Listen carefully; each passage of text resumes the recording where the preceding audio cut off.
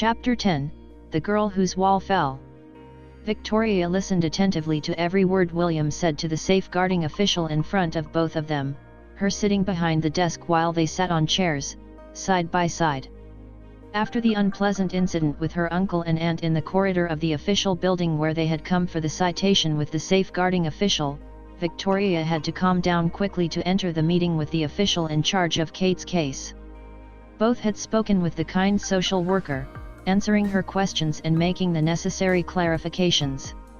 "I understand, Lord Mayborn, as I said before, the important thing would be Kate has a stable and healthy familiar surrounding, and in that respect, I have nothing to object to about the age difference between Miss Victoria and you.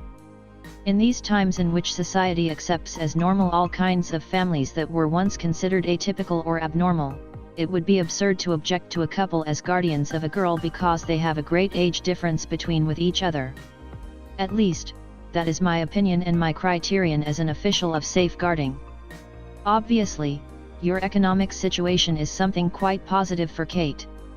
But you will understand that there are other concerns regarding the suitability of the guardians and the relationship between them and of them with the minor, for example, considerations regarding the psychological state of the guardians," said the official, a rather fat and middle-aged lady with a friendly face. "I understand where you want to go, and I can reassure you about it. The death of my son was a horrible tragedy in my life, like any father or mother who loves his child and who also loses him in such cruel circumstances. Of course, that marked me and caused me a deep psychological damage. It would be absurd to say otherwise," William said calmly, but in the gesture of his face and in his eyes you could see the pain that still lived inside him, and Victoria could not ignore it while I watched him carefully. "But I think maybe, when you're a survivor of a tragedy like that, that teaches you to better value the relationship you should have with a child that is under your care and gives you more wisdom and strength to be responsible for his well-being. In any case, I believe that in these kinds of situations facts speak better than words, and I can only say that I am willing to submit myself to any psychological test or evaluation, and I can talk to my therapist to make any useful information available to you," he added sincerely. "Well, I really appreciate your collaboration, Lord Mayborn. It is quite evident that the most likely outcome of the process is that Miss Victoria and you have custody of Kate. But obviously, our supervision and surveillance process will continue, especially in the early stages, to make sure that the ambience is the most suitable for Kate. At the moment, I think you two can rest assured," said the official. When leaving the office, William and Victoria conversed in a more relaxed manner, congratulating themselves on the outcome of the interview. "Victoria, would you like to have dinner with me tonight in the big house?" "I'd like to talk to you alone," said William kindly.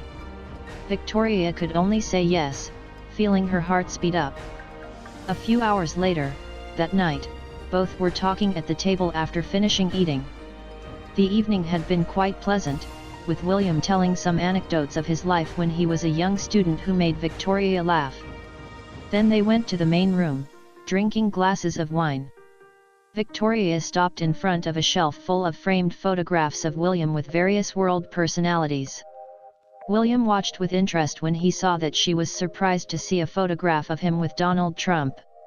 "Have you known him for a long time?" Victoria asked, pointing to the image. "Yes, many years ago, we have done business together," William answered with a smile. "So, are you two friends?" she asked with some caution. "Well, we're not so close friends, but I suppose so, you could say we are," William replied, a little amused. Victoria snorted and made a gesture that almost made William laugh. "Do not tell me you're left-wing," exclaimed William mockingly. "I really do not have a definite ideology. Let's say I'm an independent centrist. My mother voted for the SPD in Germany and was active in the unions. My father voted most of the time for the Tories. So in my house, we were divided," Victoria replied. "I understand. Your mother is a social democratic progressive and your father was a right-wing conservative. And you're halfway there," said William with a smile. "Something like that, and you?" Victoria replied. "I'm more like your father, but do not tell my labor friends. I'm a businessman and I should not get too involved in politics. In any case, you must overcome the aversion for my quirky friend, when you meet him," said William in a carefree tone, as if he were talking about something unimportant. "Meet me with him?" Victoria asked, very surprised and almost alarmed. "Of course. And to her too," replied William, pointing to another photo in which he appeared with Queen Elizabeth II. Victoria paled as if she had in front of the Queen in person. "William, I do not understand. You could marry almost any woman on the world. Models, actresses, beautiful and cultured women, even with royal blood, but you prefer to marry me," Victoria said, bewildered. "What's wrong with you?" William asked, as if he really could not understand it. "You know what I mean. I'm not anybody special. I'm not like those women with whom you had dates in past, those supermodels and actresses. I'm not as beautiful and sexy as them," Victoria answered, a little impatient and frustrated. "Have you investigated my love life?" William asked with a malicious smile. I only saw some news on the internet when you made me your proposal," Victoria replied nervously and defensively. "For me, you are very beautiful and sexy. I do not think you have to feel inferior to these women. For me you are a woman that any man with a pair of eyes can find very desirable," William replied with sincerity, a relaxed gesture in his face, but with an intense look. Victoria blushed and her heart quickened. "Do not make fun of me, William. I do not have complexes and I do not feel ugly, but I'm realistic, and next to a model of a voluptuous and sculptural body, a playboy girl," Victoria replied, trying to sound mocking, and that her nerves did not give her away. "Victoria, every beautiful woman is beautiful in a special and particular way. There are not two women who have the same kind of beauty, there are not two equal beauties. Certainly, there are women of a beauty more explosive and sexual, those atomic bombs that star in any erotic fantasy, and I do not deny that as a man that type of women also attracts me. But being honest, I prefer women of a more natural, less exuberant beauty, but who are nevertheless also sexy in a special, subtle, or exotic way. Maybe I prefer women of short height, beautiful face, and childish, beautiful eyes, and slim body, but even so very sexy, hot in a particular way," said William charmingly and with a look of a barely concealed desire. Victoria felt her heart speed up again, her body heat up and a tingle running through her, and she knew that she must be red, like a tomato. "William, I'm not stupid or naive, and you know I'm not. It does not matter that you convince me that I am as beautiful as any of those goddesses, or that it doesn't matter that I do not have education or culture, or aristocratic blood. That does not explain why a man like you wants to marry a girl like me, a girl that normally a man like you would not take with him to meet the President of the United States, whoever he is, or the Queen. I know that once you asked me for patience, you told me that I would understand, and I accepted it. But you've done so much for me and my family, and I just wanted to," Victoria said, trying to sound friendly, with a little anxiety and bewilderment. "A reason to live," William replied calmly and with a sad smile. "I think you may know that feeling, Victoria, the feeling of waking up one day and thinking that you have no reason to live, to feel that you want to die because you have no reason to be in this world. Maybe the hidden and painful desire to do something drastic, to give an end to your life.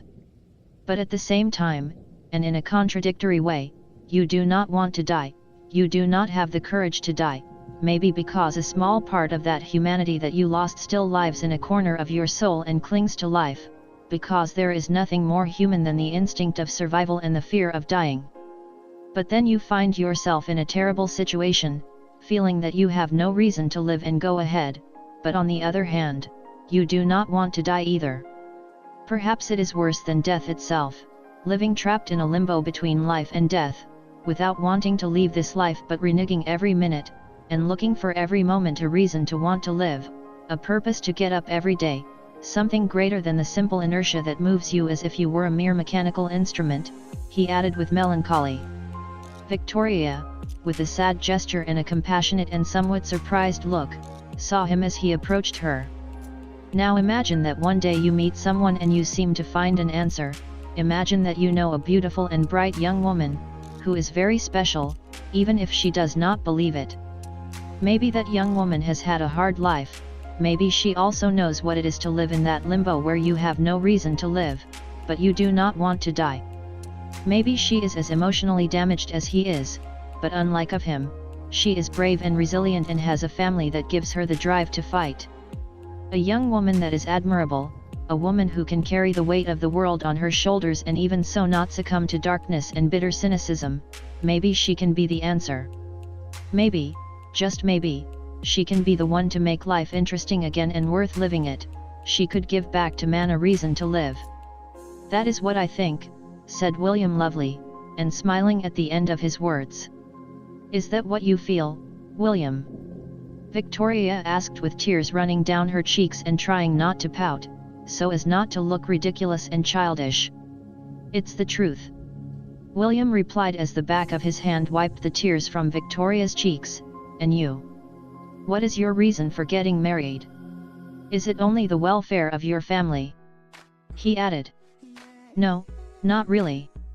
I'm also recovering the desire to live, thanks to you, Victoria answered, seeing William in the eye and still crying.